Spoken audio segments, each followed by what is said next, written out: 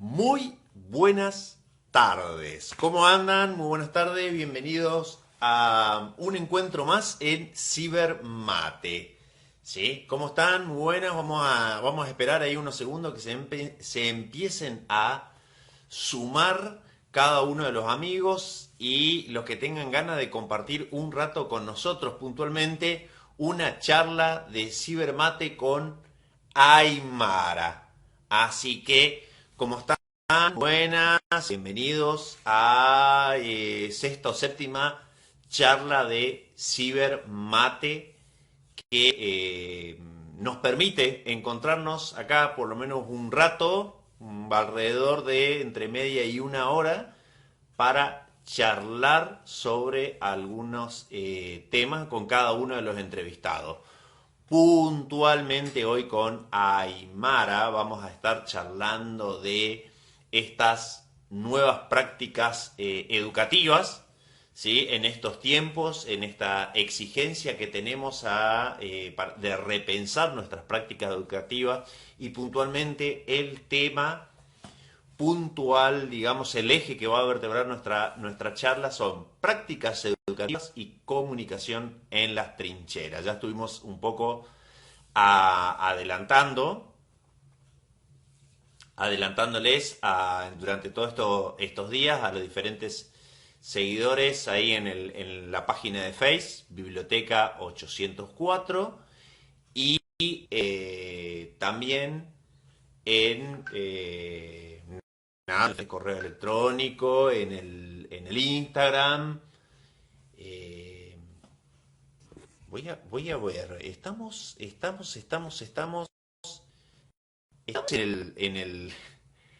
en el canal. Estamos en el Instagram del Instituto 804. A ver. ¿Cómo están? Muy buenas tardes. ¿Cómo estás, Aymara? No sé si ya ingresaste. Si no ingresaste, avísame. Aymara, decime, acá estoy. Y arrancamos. ¿Cómo andan? Mariel, Gina, bienvenida. Estamos en un encuentro más en Cibermate. Voy a contestarle a Aymara que ya estoy conectado. A ver. Bueno, ¿cómo están? Muy buenas, Gina querida y Mariel. Muy buenas tardes. Un encuentro más en Cibermate, un ciclo de charlas informativas, culturales y educativas. Hoy puntualmente vamos a estar charlando con Aymara. Ella es profesora, licenciada y actualmente ahí finalizando una presentación de tesis. A ella un poco le vamos a estar preguntando, ¿sí? ¿Qué hace, no? Ahí veo que ya se está uniendo. Así que vamos a... Bueno, bienvenidos, bienvenidas, ¿cómo andan? Ciclo de Cibermate. Así que, bueno, ahí está. Hola, Mara, muy buenas. Buenas, ¿cómo va? Hoy se escucha un poquito más cortado que ayer, esperemos que salga bien. Y bueno, vamos a empezar ya desactivando los comentarios. Mil disculpas ahí a las personas que se han conectado. Ya creería o esperemos que se vayan sumando a medida que pasen los minutos, se vayan sumando más seguidores. Y si no, bueno, no hay ningún problema porque esta charla en vivo después la descargamos y la subimos al Face para compartirla a su vez con todos, digamos, los amigos que tenemos ahí en la página. Bueno, ¿cómo estás, Aymara? Bien, muy bien, gracias. ¿Vos cómo estás, Andrés? Espectacular, acá estoy, mira, Cibermate, Yo ya también, me me lo preparo. tomé literal. Me preparo ahí unos matecitos. Bueno, en eso ahí hay algunas por ahí costumbres que no estoy perdiendo, que es el mate a la mañana o el mate a la tarde, entre actividad y actividad. Seguimos sumando, digamos, el mate, ¿no? Ese amigo ahí inseparable. Sí, inclusive, Infaltable. bueno, inclusive antes de empezar la cuarentena ya también habíamos individualizado cada uno de los mates que estábamos tomando, por ejemplo, ahí en mi trabajo, ¿no? Muy bien. Bueno, hasta ahora vamos bien con la conexión. Pocos seguidores, mirá, ayer éramos como más, ¿eh? Pero bueno, charlemos igual, ¿eh? Iremos juntando en el camino. ¿Eh? Iremos juntando en el camino. Vamos a ir juntando en el camino. Si no, igual después está el secreto que lo compartimos en YouTube y ¿cómo es? En YouTube, no en la página de Face. Y ahí uno ve que hay más visualizaciones. Así que De bueno, una. por ahora, Aymara, una charla entre nosotros dos y una persona más ahí que está, muy buenas. Así que vamos a charlar. Me habías pasado, o habíamos por lo menos pensado esta charla en el siguiente, digamos, eje, las prácticas, dice, prácticas educativas y comunicación en las trincheras. ¿Sí? Ese era un poco el eje, digamos, el temón que me habías pasado. Y no sé si querés que arranquemos por en las trincheras primero o arranquemos con las prácticas educativas, ¿no? Bueno, por ahí puedo contar un poco cómo sale el nombre este de la charla.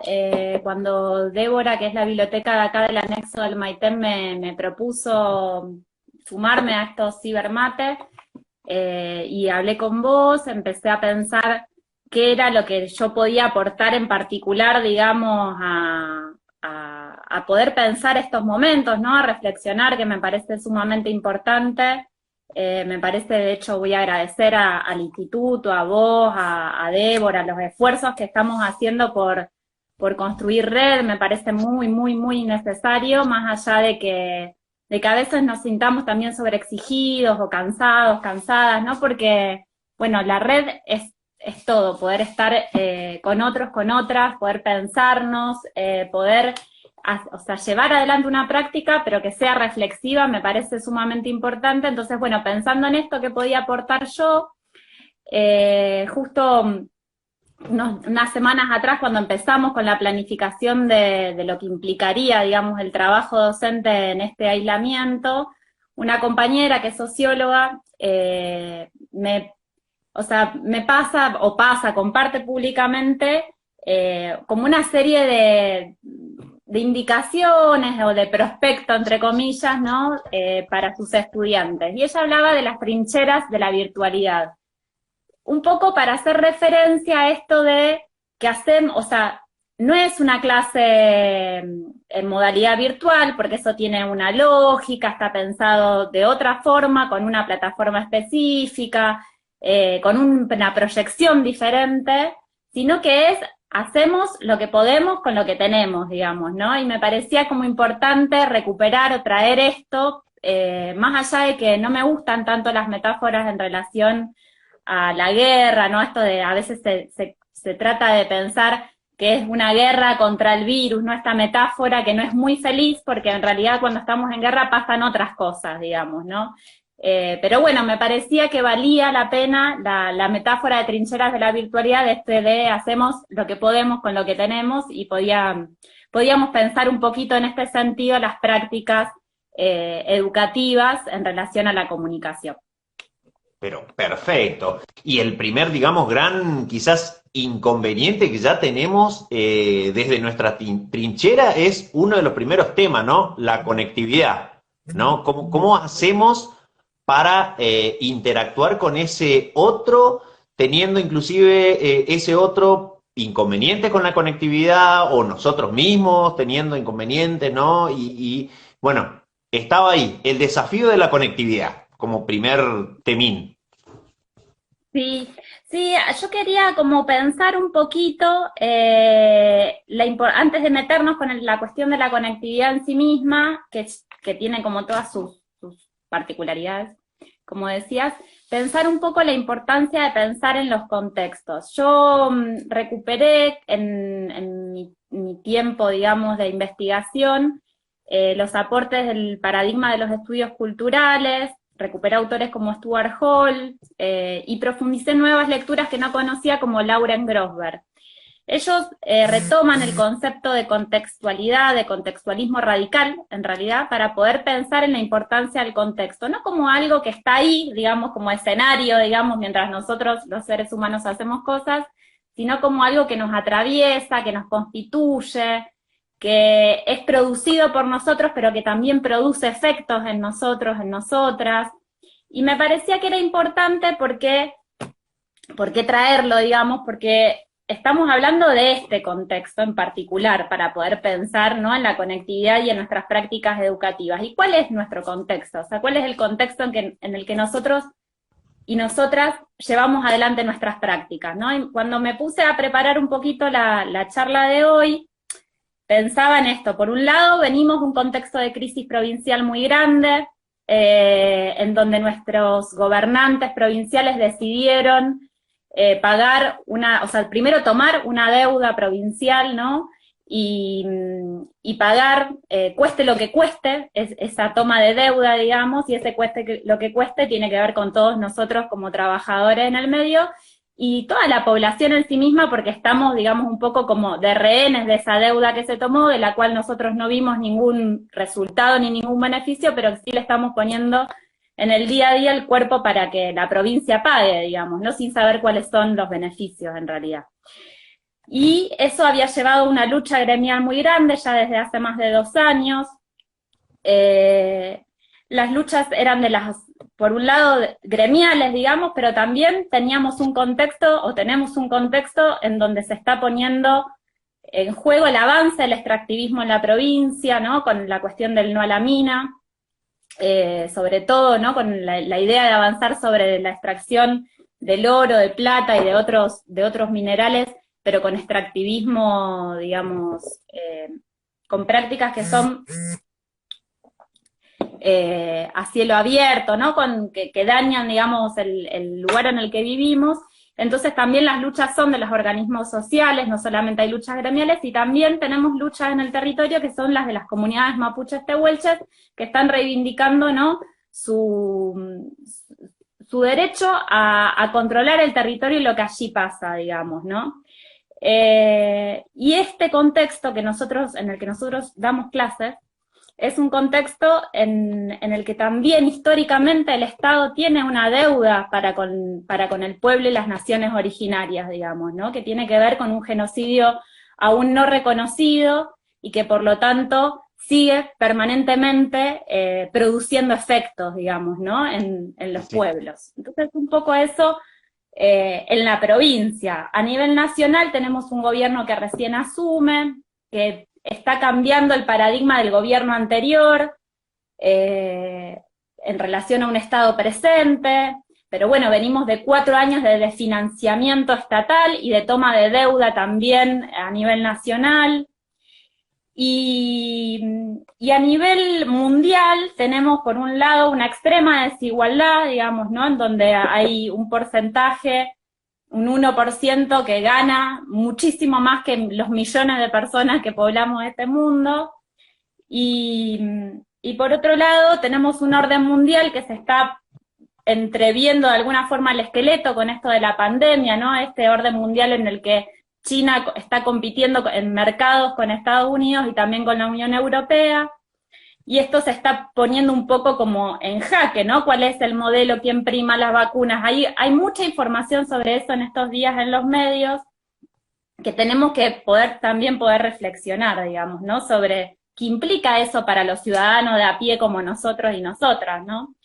Y por otro lado, esta gran problemática, o algunas problemáticas que atraviesan a todos y todas los que vivimos en este planeta, que es la cuestión del calentamiento global, los efectos que tiene, digamos, que se ven en el planeta de años y años de aplicar modelos de vida en los seres humanos que llevan al uso y la utilización y el abuso de lo que los seres humanos, entre comillas, consideran como recursos, digamos, ¿no? Y la problemática del calentamiento global en particular. Todo esto viene a atravesarnos ahora, actualmente, además la cuestión de esta pandemia que es el COVID-19, digamos, y que mucho tiene que ver con esto que venimos hablando antes, o sea, mucho tiene que ver con la cuestión del calentamiento global, también con las políticas, digamos, del orden mundial que nos atraviesa.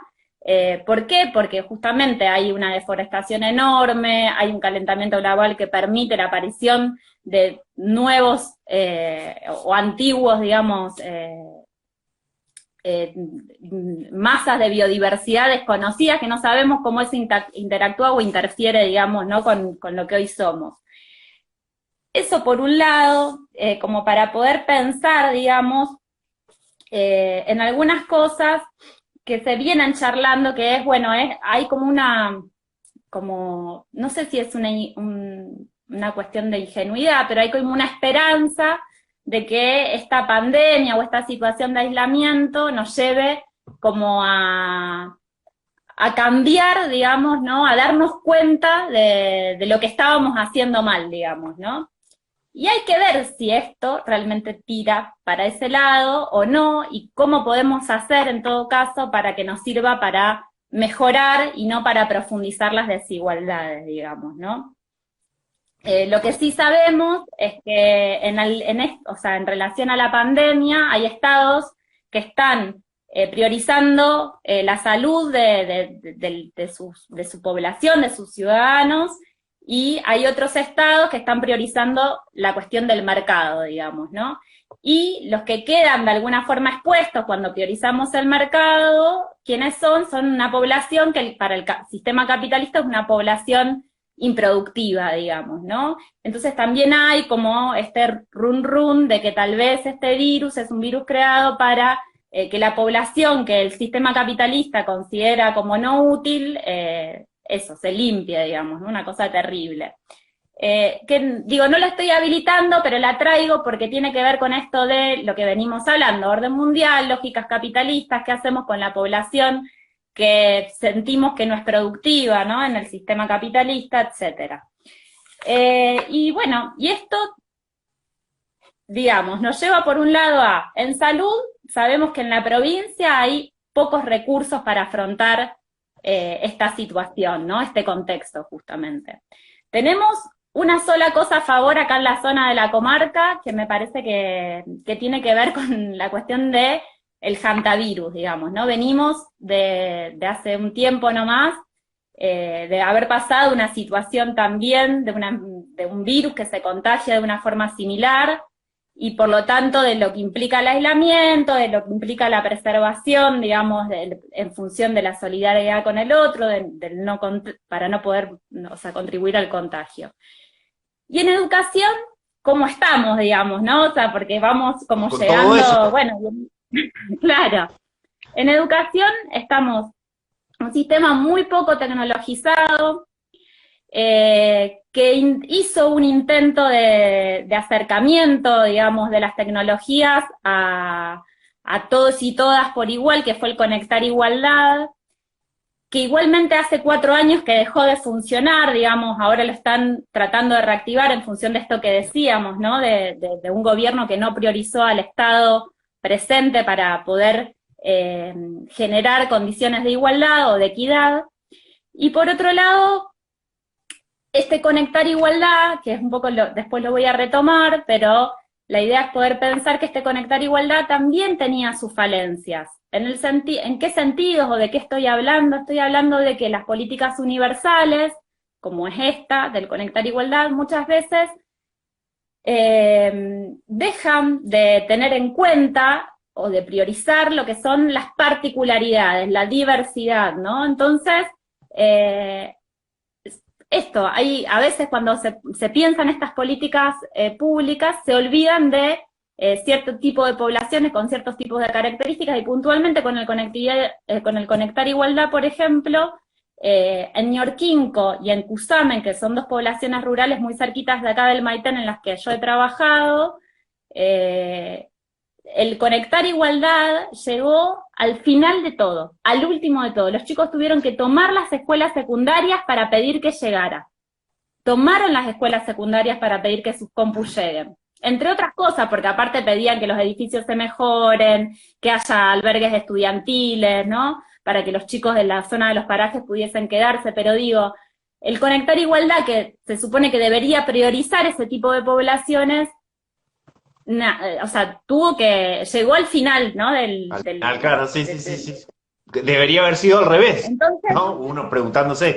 debería haber sido al revés. Entonces, eso por un lado. Por el otro lado, a nivel terciario, en realidad no había un conectar igualdad. O sea, quienes llegaban a nivel terciario con la compu del conectar igualdad llegaban porque venían del secundario.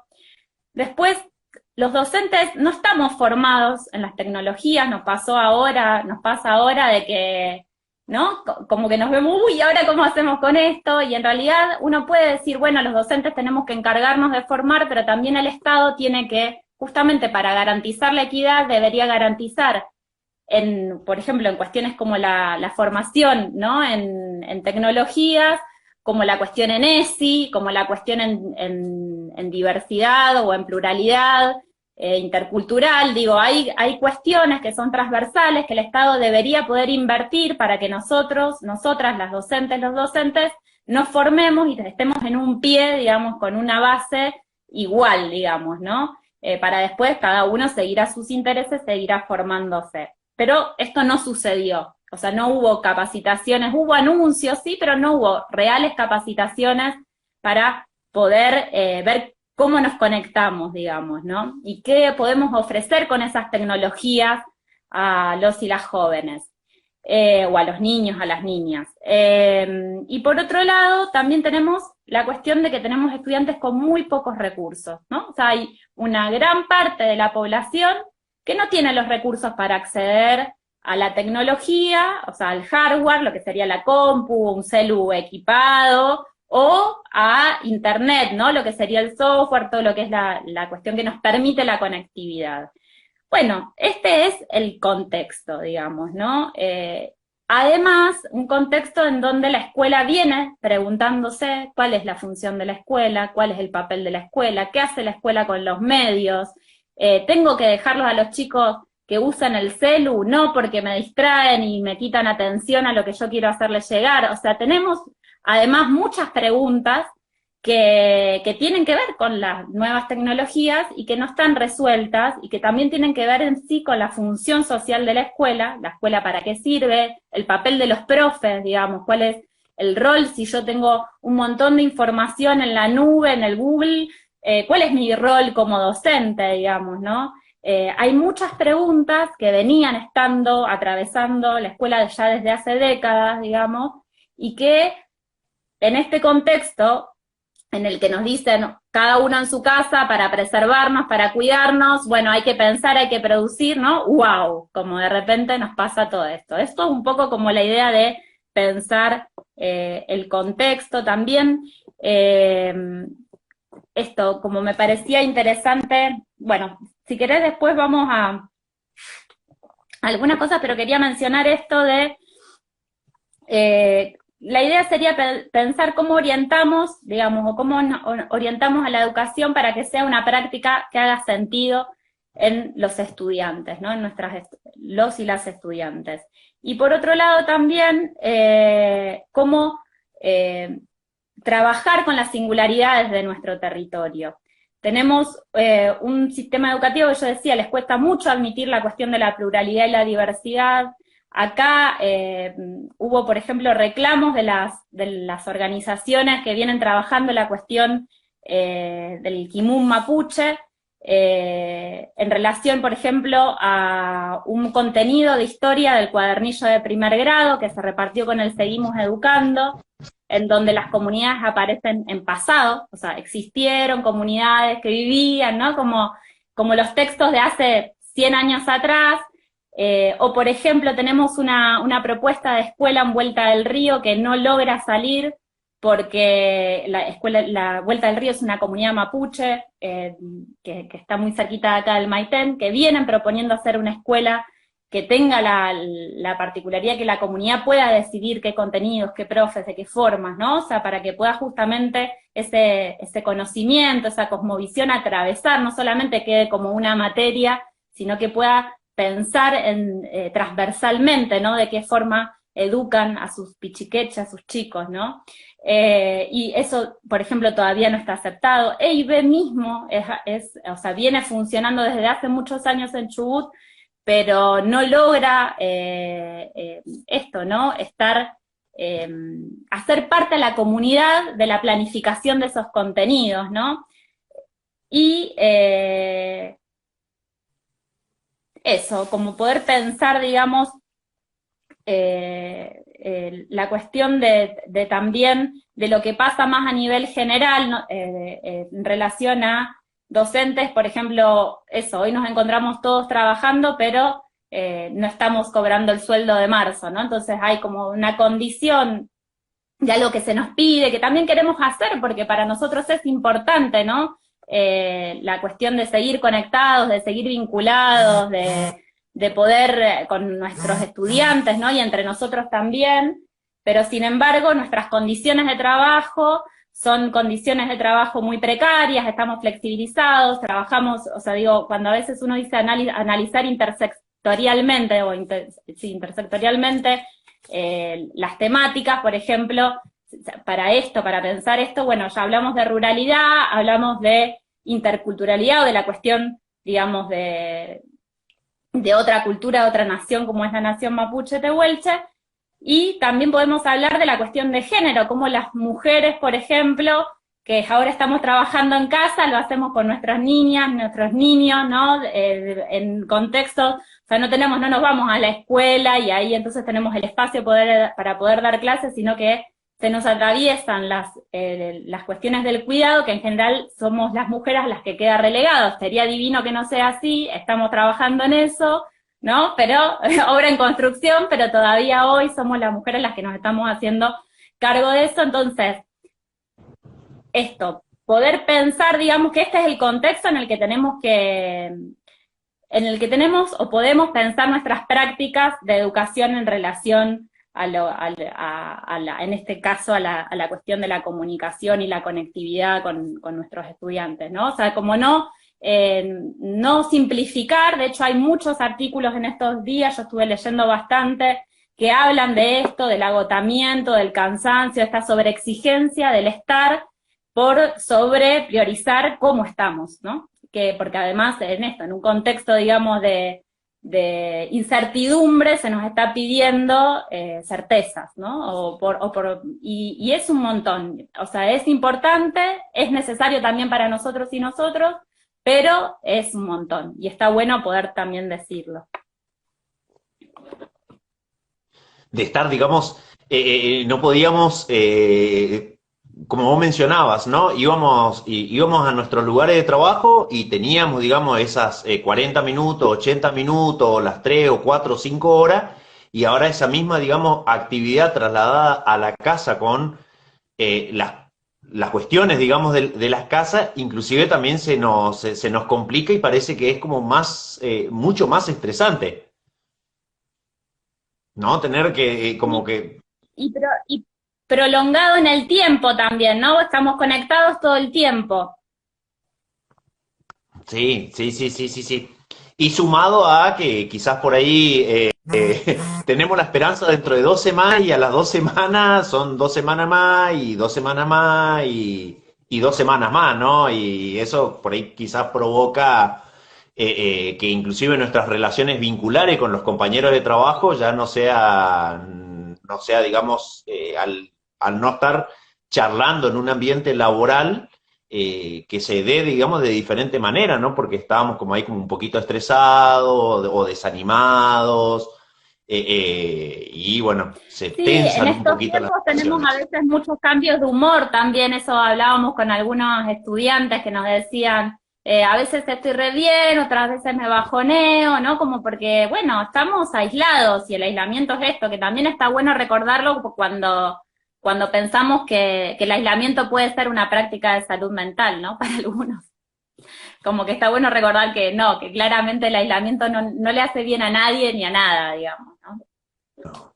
Y trasladar sobre todo muchos de estas recomendaciones médicas de decir que, bueno, pues puntualmente con nuestros hijos, que seamos pacientes por ahí, porque esta misma actitud de encierro hace, digamos, que en algunas ocasiones no se comporten, digamos, o que reaccionen mal algunas cuestiones, ¿no? No sé, algunas tarea o algún hace esto o hace aquello, que se complique. Digo trasladarlo porque también tenemos que pensar en nuestros alumnos o en nuestros estudiantes, esa misma, digamos, por ahí esa misma actitud, ¿no? Que vemos que del otro lado por ahí o no responden o tardan más en responder o no responden por ahí de la manera que a uno, no sé, le gustaría y que hay que entender, ¿no? Hay que entender que del otro Sí, lado también están en este mismo encierro, en esta misma cuarentena, ¿no?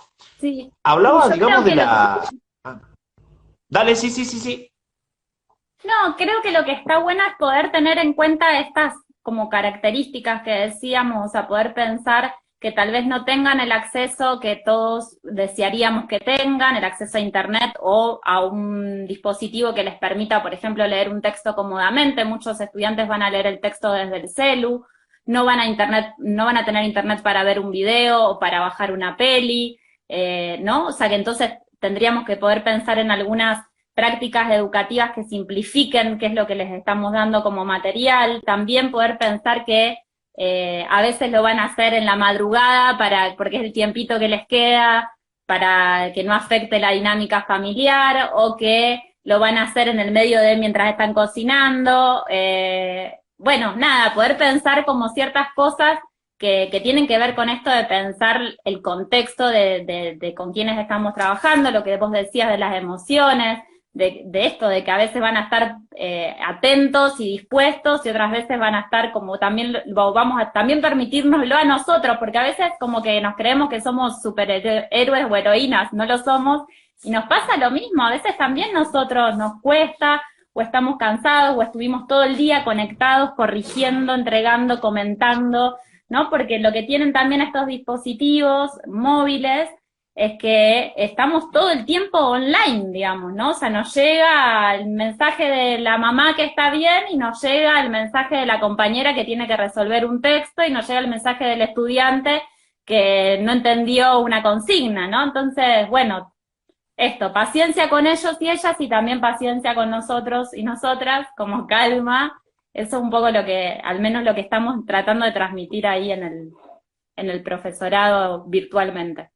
Y no sé si pasará ahí en la zona, ¿no? En otras localidades que yo he trabajado, también la conexión era, no sé, me conecto a la mañana porque a la mañana anda un poquito mejor internet, entonces no esperen que escriba a la tarde o a la noche, porque, bueno, a mañana es el único momento, y como vos decías, los que tenemos hijos, mucho más temprano todavía, porque nada, bueno, se despiertan nuestros hijos y ya es otra la situación, ¿ah? Ya no podemos ni leer, ni estar ahí atento o participar en un foro o en una discusión académicamente. Sí, Y totalmente. Por ejemplo, yo tengo estudiantes que están en parajes y en los parajes a veces tienen acceso muy puntualmente, o sea, tienen que ir a un lugar al poste o al...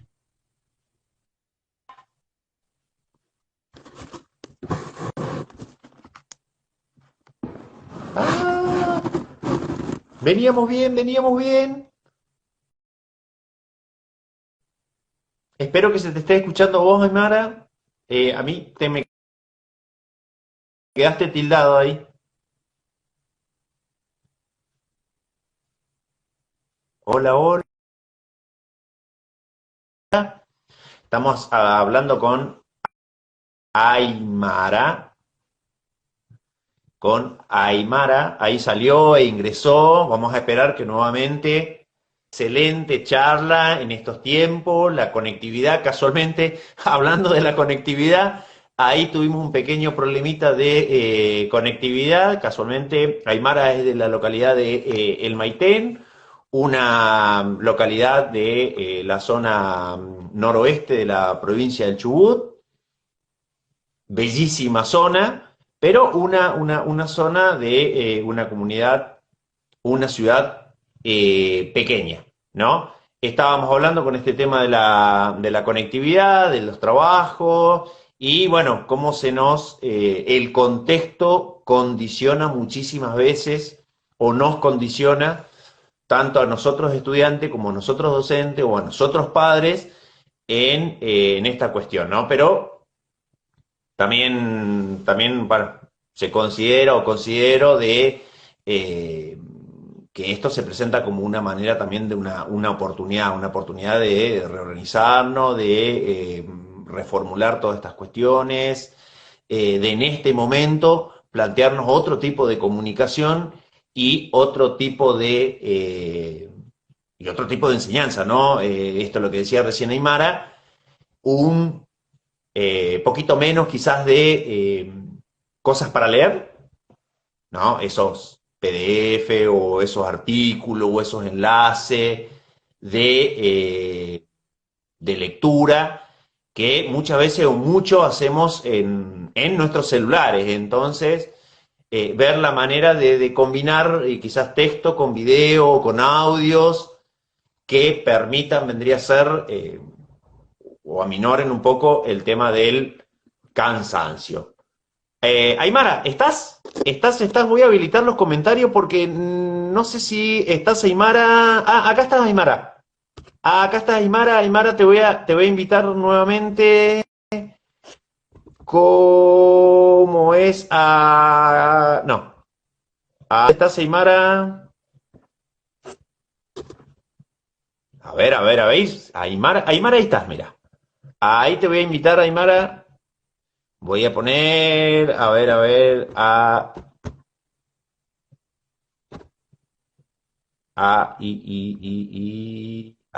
Acá estás. Acá te invito, Aymara, ¿eh? Acá te invito a la conversación.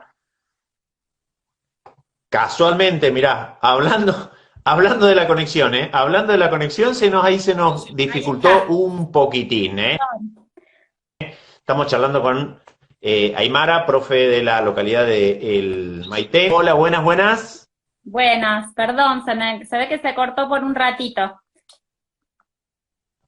Y casualmente, mirá, justo en este tema de la conectividad, ¿no? Es algo que nos afecta, son, digamos,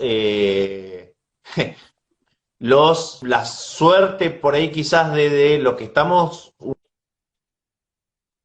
un poco conectados, pero tener que lidiar con este tema de una conectividad no en forma continua, ¿no? De otras personas que o es nula la comunicación o justo estabas charlando ahí casi al final, Aymara, de alumnos que están en parajes y que creo, ¿no? Que lo que quisiste expresar es que se conectan, no sé, cada vez que van a la localidad.